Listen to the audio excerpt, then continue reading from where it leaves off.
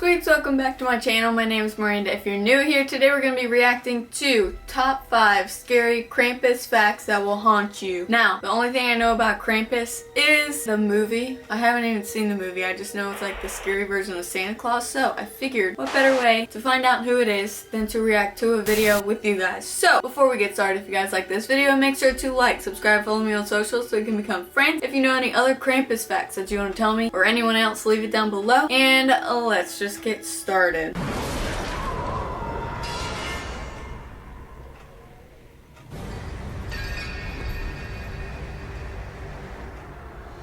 While Western children usually get their gifts on December 25th, no matter how good or bad they've been that year, their European counterparts don't have it that easy. Traditionally, on December 6th, St. Nicholas visits families and rewards kids who have been good. However, if you've been bad, St. Nick won't visit. Instead, it will be Krampus, a half-goat, half-demon who will gift you with coal or, depending on how he's feeling, might even take you down to hell. So what else do we know about this Christmas demon? Well, today on Top 5 Scary Videos, I'm going to be counting down our list of the top 5 scary Krampus facts that will haunt you. Before we begin though, be sure to stick around until the end of the video where I'll be responding to some of your comments. And with that, let's jump in.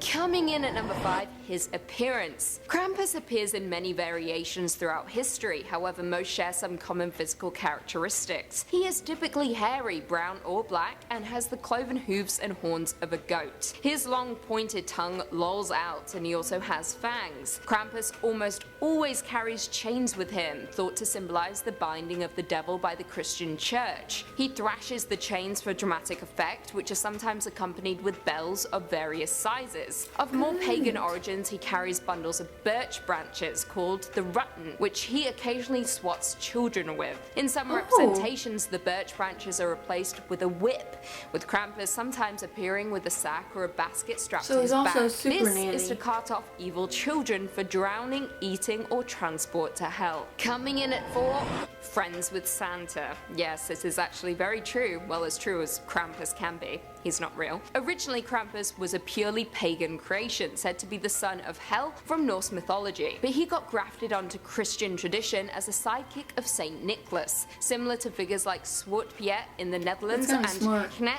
Ruprecht in Germany. Since the 17th century, Krampus and Santa have been linked, with Krampus often being St. Nick's dark companion, with the two costumed figures traditionally visiting houses and businesses together on Krampusnacht. Coming in at number 3, December 5th belongs to Krampus. December 5th is known as Krampusnacht, when Krampus reigns. The feats of St. Nicholas is celebrated in parts of Europe. Look at the date right now. Look what day it is. On the preceding evening of December 5th, Krampus night, the wicked hairy devil appears on the streets to play, sometimes accompanied by St. Nicholas and sometimes on his own. Krampus will visit homes and businesses. The saint usually appears in the Eastern Rite vestments of a bishop, and he carries a golden ceremonial staff. Unlike North American versions of Santa, in these celebrations St. Nick concerns himself only with the good children, while Krampus is responsible for the bad. St. Nick dispenses gifts, while Krampus supplies coals and the rutten bundles. That's However, actually cool though, so Santa Krampus never has to be hit mean. Children with sticks, or even toss them into the sack or basket on his back, and then throw it into the stream, or he might even take them to hell. In the real world, people will attend Krampus balls, or young men from the local Krampus group might don carved wooden masks, cowbells, chains, and costumes to run through town in the Krampus run, often frightening and even beating bystanders. That is real. Real people beating real people. That's fun.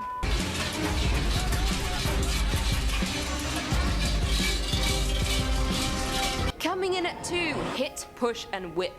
In folklore, Krampus is known to whip people with his birch bundle, but as previously stated, he is also a literal demon. As literal as he can be, once again, because he is not real. Now, according to a tourist, here's a description of the Salzburg Krampuslauf, who expected costumed fun but instead came home with welts. I quote, "The narrow streets in the old city section of Salzburg were packed with pedestrians as the Krampus stomped through. Many people were caught unaware and reacted with terror. Some would flee and try to seek refuge in a shop or restaurant, only to be pursued by a determined Krampus. With so many easy targets, we again managed to escape largely unharmed. harmed. At times we were chased, jostled and struck, but compared with the brutality we witnessed, it was obvious we had been spared the full brunt of what Krampus could muster. The writer went to 3 cities to attend Krampuslaufs and described savage beatings to people's thighs and shins, as well as Krampus chasing down and sitting on a teenager. Crazy, right? Would you dare attend Krampuslaufs? And finally, coming in at number 1, I'll just Christmas stay here and Demon. wait for Hailing Santa. from Central European folklore, Krampus is a figure described as being half a demon who, during the Christmas season, punishes children who have misbehaved, as I stated before. In turn, directly contrasting with St. Nicholas, who rewards the well-behaved with gifts. Now, the history of Krampus has been theorized as stretching back to pre-Christian Alpine traditions. In a brief article discussing the figure published in 1958, I quote, "There seems to be little doubt as to his true identity, for in no other form is the full regalia of the horned god of the witches so well preserved. The birch, apart from its phallic significance, may have a connection with the initiation rites of certain witch covens, rites which entailed binding and scourging as a form of mock death. The chains could have been introduced in a Christian attempt to bind the devil, but again, they could be a remnant of pagan initiation rites. You may often see Krampus posed harmlessly on a greeting card or reproduced in chocolates or figurines, but the Krampus we are all familiar with is the one stalking through town, laden with bells and chains, intimidating onlookers or whipping them with bundles of sticks.